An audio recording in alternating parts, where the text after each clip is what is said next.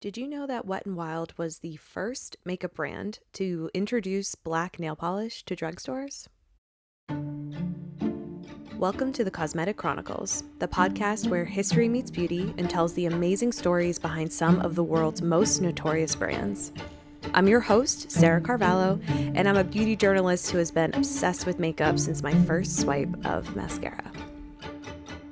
In this episode, we're covering Wet n Wild, a playful and super affordable beauty brand that has become the #1 value brand in America. They're also proud to be known as many people's first ever beauty brand, so really cementing themselves at the very beginning of a lot of people's individual makeup journeys. And as always, I have a story around the brand. So for me, I just remember Wet n Wild always being around, right? So I remember it being at the drugstore. I always remember it being super affordable. And I'm pretty sure my very first purchase ever from them was a nail polish. And it wasn't until much later in life where I started to really consider them for the quality of their makeup. So I was I was watching The Bachelor one year. I watched it all the time, but there was one particular year where there was a contestant named Britt, and she always had the most gorgeous pink red lipstick on. Like every single episode she had the most stunning lipstick on, to the point where I was only kind of obsessed with the lipstick. I didn't really care about whether her and The Bachelor were going to get together, but I just really wanted to know what that lipstick was. And apparently so did a lot of other people, because it became a really big question that people would ask her. And this was kind of before the time where you could just kind of like DM someone on Instagram and ask, you hoped that someone in a printed interview would have asked the question. And someone must have. I don't remember how I found out, but she apparently used Wet n Wild lipstick, the Mega Last Matte Lip Color. And I still am not quite sure. There's different kind of reportings of this now that I look years later, that it was a mix of Tinkerbell and Red Velvet. I have the shade, what I believe is Red Velvet, and I just remember buying one shade and it being the match. So I'm not quite sure if she mixed it later. I don't. It's all a myth these days. But she basically swore by these Wet n Wild lipsticks. So I remember going out to the drugstore, buying what I believe is Red Velvet, and at the time I think it was maybe $2. It's now $3.19, so still super affordable, and I absolutely love this lipstick. It's so beautiful. It lasts. It's comfortable. I'll be using it over on my Instagram so you can see it. I had to depot it a little bit ago because the packaging kind of fell apart, but it was in my bag too much basically, so I depotted it, and so now I have to use a brush, but you'll see it on my face. It's truly the most beautiful shade. And we'll obviously talk more about the iconic products later on in the episode, but first let's go back to the beginning. So right off the top, a little differently for this episode, I want to give a shout out to the brand directly, the Wet n Wild, because they actually sent me their hero products along with some newer products as well, and some resources just to kind of help with my research for this episode. It was super, super kind of them. I'm so grateful. I'm excited to show off those hero products over on my Instagram, and like I said, a few of their newer products from a recent release. And I always try to get my main resources from the brand site directly, so for them just to make sure I had what I needed, and just offering it was super helpful. So thank you, Wet n Wild. I really appreciate you just helping me with the research in this episode, but also sending the products. That is so cool. I also want to give a shout out to the YouTube channel Elle of Lore for also doing some incredible research on the brand that I was able to reference. She gets a lot deeper into like history of like the early days of the brand and the owner and kind of his backstory and different kind of iterations of the brand. It's a lot deeper than I'm going to get here, but I will obviously link her channel in the show notes with all my other sources. So shout out to Elle of Lore. The brand was originally founded in Brooklyn back in 1979 by a man named Stanley Acker. Having a background in sales and later as an executive at Hazel Bishop, which was a long-lasting lipstick company, he ended up being the perfect choice for leading a new cosmetics brand. He actually started a brand called Cosmetically Yours in 1958 first, and they focused on eye cosmetics, but later expanded into color cosmetics at affordable prices. And so with this experience, he later started something called Pavillon Limited and began to develop a line of value cosmetics called Wet n Wild.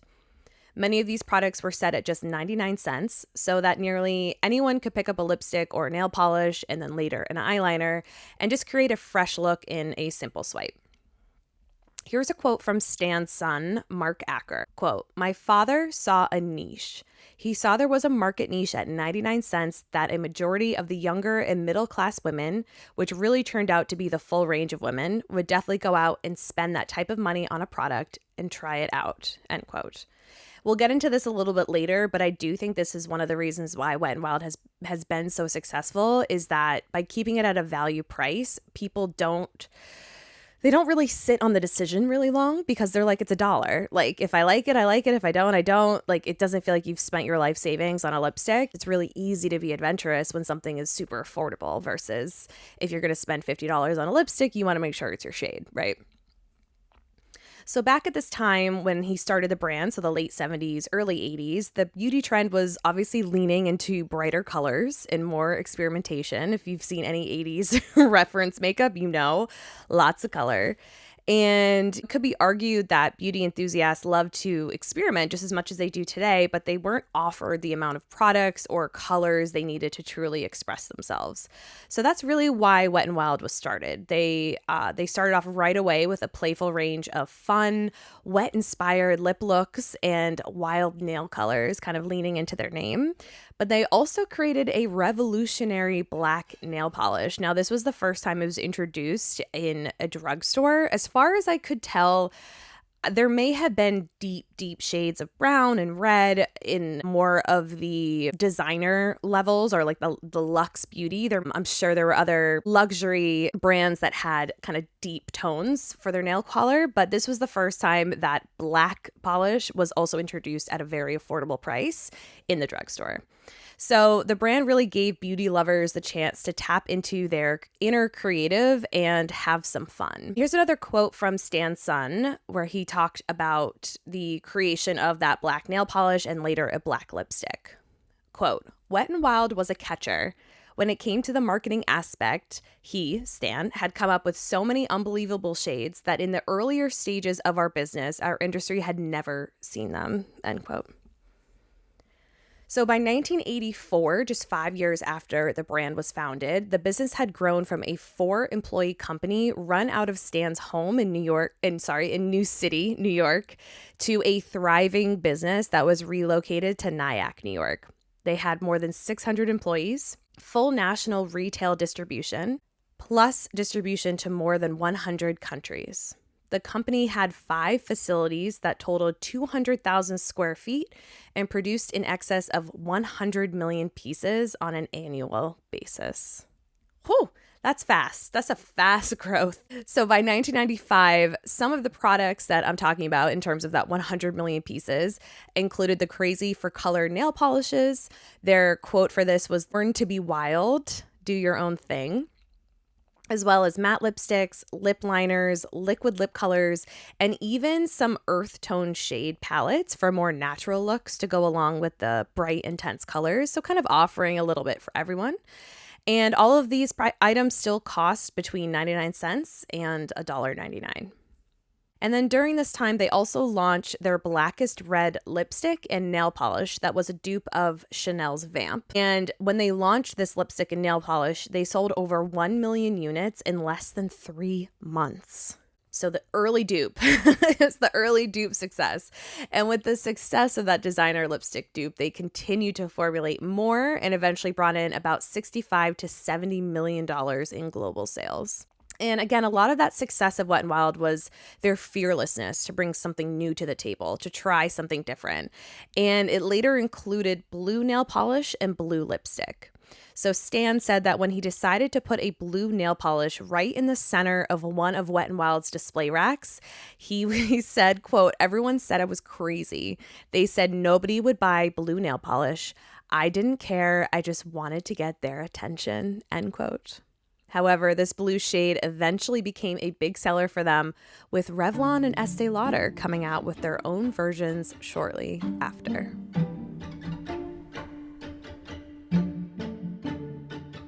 Hello everybody, this is Fergie here, and I'm really excited to be the new global ambassador for Wet n Wild in 2012. It's hot, sparkalicious, so delicious. I've been a Wet n Wild customer ever since I was a preteen. It's hot, sparkalicious, so delicious. I remember going to the drugstore and going to the whole Wet n Wild setup. It's hot, sparkalicious. And you know, the packaging is different now. They've evolved. It's not the same Wet n Wild as it was when I was a little girl. It's hot, sparkalicious. You know, they've evolved as a brand while I've evolved as a woman. So one of the reasons why Wet n Wild was instantly successful was their deep understanding of their price point, their location at the drugstore, and their target audience. Basically, they knew that their products were considered, an easy purchase, meaning it's only $1. It was easy for someone to see something interesting, throw it in their cart, and then continue on with their drugstore shopping without having to ponder the purchase very much. It wasn't a big commitment, and the payoff was usually worth it. And again, Stan's son Mark said the following quote, "His marketing abilities were so outstanding that he was well known for being ahead of the industry. People knew him for knowing what the people wanted, and we gave it to them," end quote. So in the late 90s, Pavillon, the parent company of Wet n Wild, eventually added to its portfolio Black Radiance and Solo Parati. These were brands that were designed specifically for women of color, kind of adding to the portfolio of these affordable brands with high quality that were available at the drugstore. And only 18 years after Stan started Wet n Wild, he sold Pavillon to Cosmetics in a deal that was valued at more than $100 million. And then in 2003, Markwin's beauty brands eventually acquired Cosmetics, which included Wet n Wild and Black Radiance, and moved the brand's headquarters to Los Angeles, California, where it remains today. And Markwin stated that they had a focus on continuing the existing commitments surrounding value and accessibility. Bringing everything in-house was the first step, allowing their team to oversee each part of the process, helping to create products quicker and more efficiently, which meant that there were more and more products being released and keeping up with all of those trends and at a lower cost for the consumers. And today, Markwin's, a privately held company, still owns Wet n Wild and Black Radiance, as well as Physicians Formula, Lip Smacker, Bonnie Bell, and Lorac Cosmetics. So basically the entirety of a millennial's childhood, right? So if all these sound familiar, Markwin's is holding them and taking care of them. And actually, in 2018, Markwin's was named number 52 in Beauty Inc.'s top 100 beauty companies and as the largest privately owned beauty company. It has earned its reputation as home to some of the fastest growing brands in the mass market, with a reported growth of 35% in 2017 and company-wide sales of more than $580 million.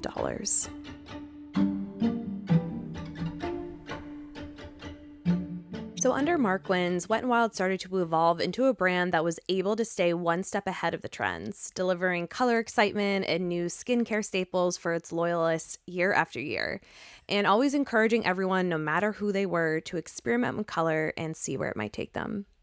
They also started updating the packaging, so they made the products look a little more uniformed and higher quality, at least in my opinion. I have had a few different Wet n Wild products over the years now, and I will say their packaging, even currently in 2025, feels a little sturdier, feels a little bit more uniform, a little sleeker than it did even in the early 2000s. So along with that updating packaging, they started to introduce more products and collections, including their still popular Fantasy Makers collection. So this is a limited edition collection that comes out every Halloween, and it tends to include a lot of different types of products. So it includes costume makeup, special effects, face paint, glitter, stencils, themed palettes, you name it. And over time, the line has actually been expanded beyond strictly Halloween to also include like festival looks, maybe a neon look. It may not be seasonal, though Halloween remains its core moment. And to this day, consumers still get really excited about the Fantasy Maker release and look forward to the interesting formulas and shades that Wet n Wild releases each year. And I gotta say, through this research, a lot of the things I found were people's personal blogs about this year's, whatever year it was, Fantasy Makers collection. It really fun to be able to see people get really excited for something that's being released in a drugstore. It's just, I don't feel like I see that a lot. I'm currently looking at their current collection. It just came out, the Fantasy Makers collection for this year, and it's a Forsaken Forest collection. And I mean, there's like a black lip stain. There is a cream blush that is textured like a brain. Chrome foils. There's a paint palette, which is different face paints, pinks and reds and yellows and greens. What else? A lot of glitter palettes, matte black lipstick. There's a glitter body illuminator. I mean, this is so much fun to be able to play, like I said, and everything is under $7. Anyway, people are obviously still very excited about these releases, and I understand why. In 2012, the brand made a splash with its signing of Fergie from the Black Eyed Peas as their spokeswoman and namesake for a line of products. They also had kind of a new updated packaging at that point as well, so Fergie was kind of there to help reintroduce the brand to the mass market. In 2017, they made beauty brand history by introducing the very first model with albinism as the face of a major campaign. So her name was Diandra Forrest, who had been in Calvin Klein ads and a Beyonce music video. And she teamed up with 4 other models to represent Wet n Wild's brand new Breaking Beauty campaign. And according to Refinery29, this campaign was designed to be extremely inclusive while highlighting all types of bodies and beauty. So in addition to Deandra, the project also featured names such as Mama Sakes, a cancer survivor and activist, and Valentine DeHing, a transgender writer, DJ, and model. And a year after that, in 2018, they expanded beyond just drugstores to also include Ulta, and then globally in Boots, Beauty Bay, Lyco, and others around the world. And over the last 8 years or so, they've released some really interesting collections. So I'm going to go through a couple of them here. In 2018, they released their Gothographic collection. This was their reimagining of the holographic trend of the time with a goth makeover. So their social media ad at the time said, quote, "Unicorns are so 2017. It's time to unveil your sultry side with our entrancing Gothographic collection." So they're referencing the popular unicorn makeup theme that was trendy in the late 2010s. And Evelyn Wang, who was at the time their senior vice president of marketing, explained this choice to Bustle, saying, quote, "For every trend, there's always an opposite. And it was clear with the huge number of unicorn and rainbow-themed launches in 2017 that at least some makeup fans would be craving a more rebellious and moodier look this year," end quote. So this collection included skull-adorned packaging to keep things on point aesthetically, along with both powder and stick highlighter, metallic liquid liner, liquid lipstick, liquid eyeshadow, and more. And then the year following, 2019, they released their Pump collection, which included not only makeup, but also skin and hair care products. So Pump is what Wet n Wild called their Ath Beauty line, inspired by working out. So that meant there were gym bag friendly portables, sweat-proof makeup, and everything you could possibly want to use after exercising. So they had something called the Do the Spritz Cooling Face and Body Mist, which was made to use as a quick refresh after sweating. There were also 3 cleansing products in the collection: the Expert Level Facial Cleansing Oil, the Hit the Showers Face and Body Cleansing Wipes, and the Personal Best Exfoliating Cleansing Balls. Obsessed. The Pump collection also included 2 hair products: the Final Stretch Dry Shampoo and the It's My Cheat Day Refreshing Hair Mist. And then lastly, for the makeup part of the collection, they had the Partner Up Primer Stick, 4 shades of the Partner Up Blush Stick, 4 shades of the Partner Up Lip Balm Stick, and 6 shades of a Keep Going Waterproof and Sweatproof Eyeshadow Stick. So obviously a lot of stick formats because they want it to be gym bag ready to go. And they also included 6 shades of a Makeup Locker 3-in-1 BB cream. And they also had their full circuit No Limit palette featuring 10 cream and powder colors in different shape pans. And then earlier this year, they released their Chameleon Chrome collection with 9 products, including 2 highlighters, 2 lip foils, an eyeshadow foil, and 4 eyeliners. And like I said in the beginning, they were kind enough to send me this collection. So definitely keep an eye out for a couple reels over on my Instagram. I'm going to play with some of these chameleon products. Spoiler alert, the highlighter is insane in all the best ways. I did a first impression with it, and I'm so happy I did a first impression so you can see my true thoughts. But it is also exactly what I think they go for, in that I would never have picked up this highlighter on my own. I don't play with a ton of color, but trying it out made my day. So I just love that they make products that you would normally never try, and then when you do, you might surprise yourself. That's part of the fun, it's part of the play. And Wet n Wild has obviously continued to thrive, particularly in a crowded market, because they have always maintained their low cost with high quality. And that sounds familiar, right? Because there's a lot of other brands who have also been building up the same audience, like Elf and Milani, trying to do things at a lower cost, but keeping the quality really high. However, in my opinion, I think Wet n Wild has a slight edge over their competitors because they've been doing it longer. And they are purposely trend driven, meaning they don't risk falling behind or getting stuck in a niche while the trends around them change. So if we think back to the CoverGirl episode, and I mentioned how in 2017 they were having trouble kind of keeping up with any trend that wasn't the natural, clean beauty. And it's because they've always kind of marketed themselves in a very specific niche, right? And if the trends of the time, while trends change and everything always comes back around, but if you're dealing with a lot of competition who's able to match the shifting trends at the time, you're going to get left behind. But Wet n Wild has come out of the gate always being trend focused. But more importantly, I think as someone, if I'm at a drugstore and let's say there's, the new thing is a bright yellow eyeliner, I might not be looking for, and this is no shade, it's just I might not be looking for that yellow eyeliner at CoverGirl because they've never had one before and I would never think that they would ever create one. But Wet n Wild, I'd be like, of course they have a yellow eyeliner. They probably have 14 different shades of yellow eyeliner because they always had something fun. So I'm just saying, I think that the fact that Wet n Wild has been able to kind of always lean in to the fact that they are not a specific niche is actually quite helpful for them, especially when currently the mass market beauty space is outpacing prestige beauty in sales. It's the perfect time to continue thriving with doing things exactly like they've been doing. And also, they don't ignore people, right? In the 80s, they did receive some feedback that they wanted some neutral palettes or some earth tones for the people that maybe don't want color. And they do that now. They have neutral palettes for the people who want it, but they never shy away from trends and colors and wild ideas. So we'll wrap up with a quote about why Wet n Wild has always been able to kind of last in this changing beauty industry. With accessibility as a top priority, Wet n Wild knew that everyone should have access to the trends hitting the runways in the real streets. But even more surprising than the looks was the quality of the products, which remained consistently high, receiving praise from consumers, makeup artists, and industry experts, further proving its multifaceted benefits across the category.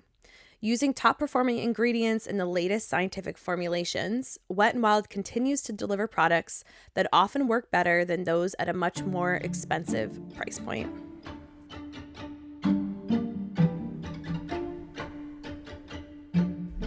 All right, it's time for our rabbit hole of the week. If this is your first time listening, this is a section of the podcast that came about very organically.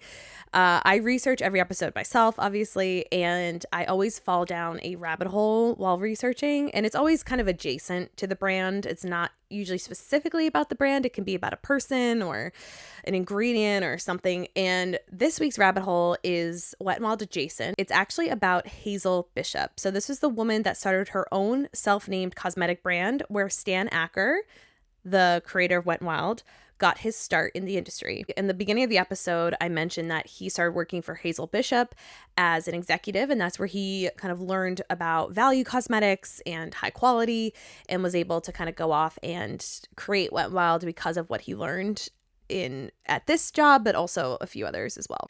So I had never heard of Hazel Bishop before when I was doing this research, but after reading a few articles, I became officially a Hazel devotee.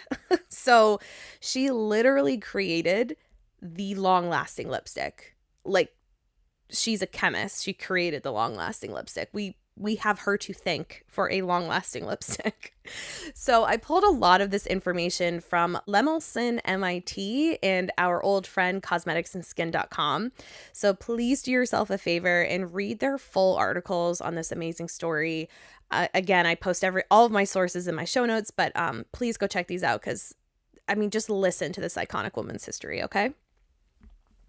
Hazel was born in Hoboken, New Jersey in 1906, and she completed a bachelor's degree in chemistry at New York's Barnard College in 1929, and then took graduate courses in the evenings at Columbia University.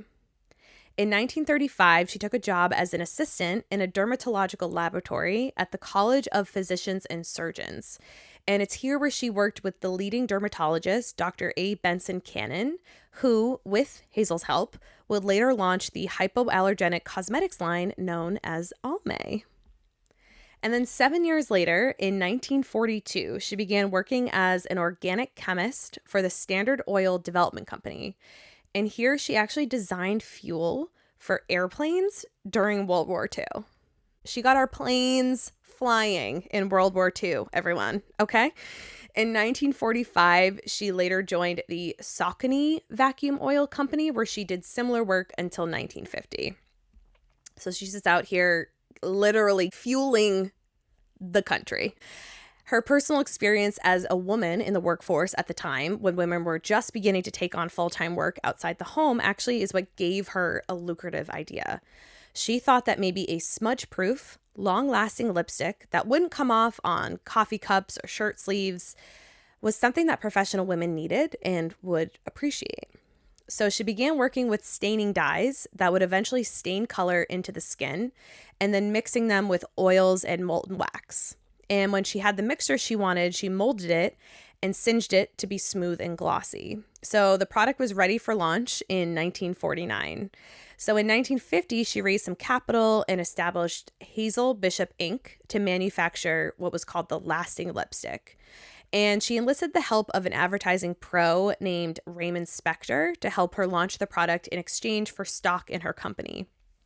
And he actually helped her form the idea of calling it a kissable lipstick, which was an idea that proved successful, especially in their advertising. So Hazel's long-lasting lipstick was an immediate success, and rival cosmetic companies soon followed her lead with copycat products. So it was officially called the Hazel Bishop Long-Lasting Lipstick, and it came in 6 colors: pink, red orange, real red, medium red, scarlet red, and dark red. And then later she added light pink and light red. Hazel chose descriptive rather than fantasy names for her lipstick shades, believing that, quote, women want color information when they buy a lipstick, not a prose poem, end quote. And then by 1950, I'm obsessed with her. By 1953, the product was making Hazel Bishop Inc. more than $10 million per year. This is 1953. So she served as the president of the company until 1951, until there was an unfortunate dispute between her and Spector, the person that she brought in for the advertising. So this resulted in a lawsuit and the loss of her position. There's a lot more info about this on Cosmetics and Skin. I'm not going to get into it in here, but it's upsetting because she was basically kicked out of her own company. Her settlement eventually came in 1954. But have no fear, Hazel rose from the ashes. She had about, 6 million other careers that included the creation of Hazel Bishop Laboratories with the aim of developing consumer chemical products. Among her successful results were a leather cleaner called Leather Lav, plus personal care and other cosmetic products like solid stick perfumes.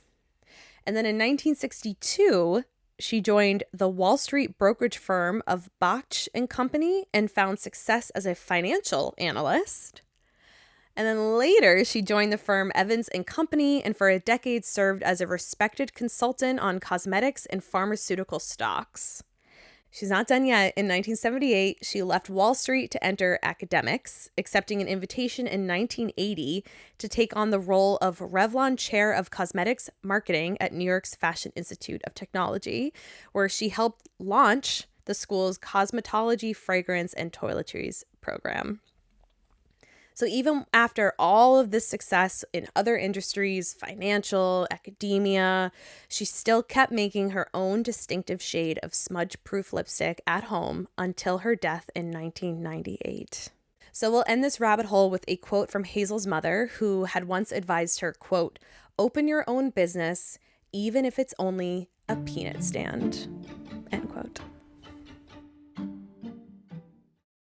Hi everybody, it's Thrifty Thursday Makeup Edition. I do love all different kinds of makeup brands, but something that has been tried and true for me for 1,000 years is Wet n Wild lip liner, number 666, Brandywine. I was turned on to this years ago when I was on a TV show, and Angela Levine, love you Angela, is a makeup artist, and I don't have my glasses on so I can't see, so hopefully I'm doing this okay. This is the best lip liner, and it literally looks good on everyone. All right, let's quickly run through the iconic product, shall we? So, obviously, the Wet n Wild Mega Last Lip Color, also known as their magnum opus of lipstick.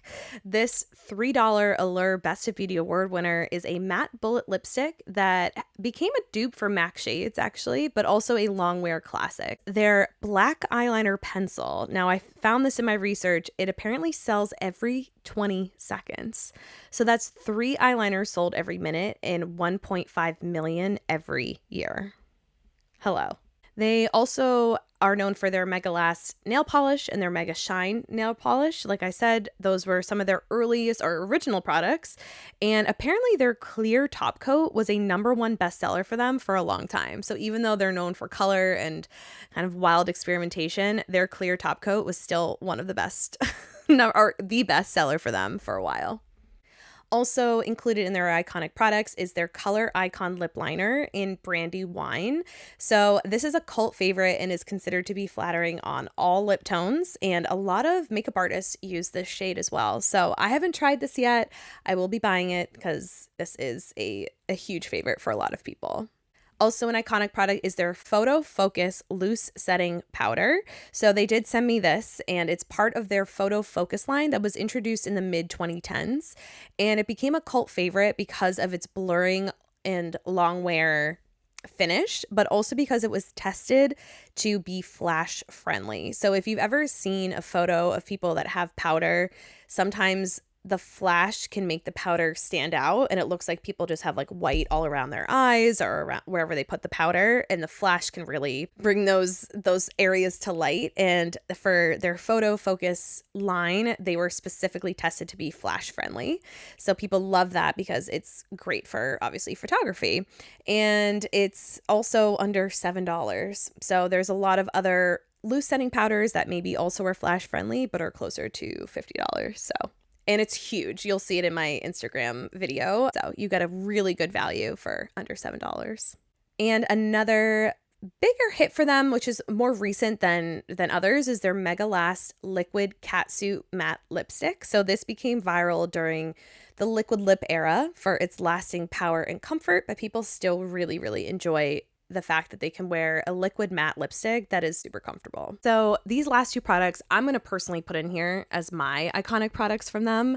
And the first one is their Cloud Pout. So this formula is amazing. It's like a whipped mousse texture lipstick.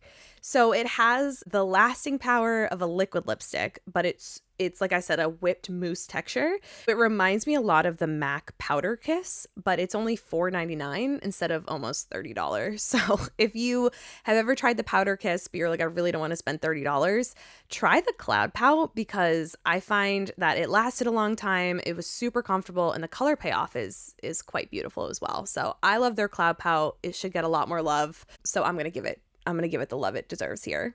And then lastly, their Color Icon 5-pan eyeshadow palettes. I'm also going to use this in the Instagram reel as well. So their 10-pan palettes were super popular, but I personally like the 5-pan ones because they're more portable, but I can just use everything in the palette. Like you can have a full eye look with just the 5 pans. Plus you have a really blendable formula, and it's also, again, super affordable. And these 5-pan palettes really help cement Wet n Wild's reputation as a go-to for beginners, as well as just having a really good color payoff. If you are someone who is used to using products, you can still get really good quality without having to spend a fortune. And lastly, as always, we have some fun facts that I learned about the brand. So apparently they have over 400 versatile shades in their arsenal. The brand is also a member of PETA's Beauty Without Bunnies program, which is committed to eradicating animal testing. And there's actually a lot of celebrity fans of the brand. And some of these celebrities include Angela Bassett, Meryl Streep, Rachel Bilson, Mary Louise Parker, Solange Knowles, and Claire Danes. And I'll end today's episode with the overall manifesto around Wet n Wild and what makes them successful even decades after their launch. Wet n Wild has created so many incredible memories as a first makeup brand, as a let's give this trend a try brand, as a why not brand, and most importantly, as a can't live without it brand. Today, there's an opportunity to have everyone collectively share the same smile when they think of the Wet n Wild brand. And whether it's a dupe of a look they love or a must-have skin finish that sets it all to completion, this iconic brand can solidify its place in history as inspiring the fun in beauty. So those were the Chronicles of Wet n Wild. What do you think of the brand? Let me know if you have any iconic products or if Wet n Wild was your first beauty experience. Let me know if that was your first makeup purchase. Let me know your thoughts in the comments, and also feel free to share some of the brands that you'd like to see covered on this podcast. Thank you for tuning in, and I'll see you next time on the Cosmetic Chronicles.